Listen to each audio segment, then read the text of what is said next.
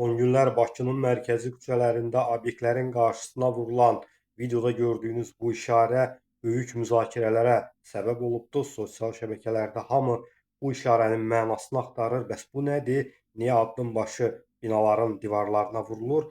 Az sonra deyəcəm sizə. Öncə xahiş edirəm videonu bəyənin, paylaşın, səhifəmizə takib atın ki, məlumatlarımız hər kəsin qarşısına çıxsın. Bu işarə kişi bərbərxanasını simvolizə edir. Qədimdə bərbərlər saç kəsməkdən əlavə də müxtəlif tibbi xidmətlər də göstərirlərmiş, diş çəkmək, yaranı tikmək falan. Bax bu işarə də simvol da oradan qaynaqlanır. Mənası nədir?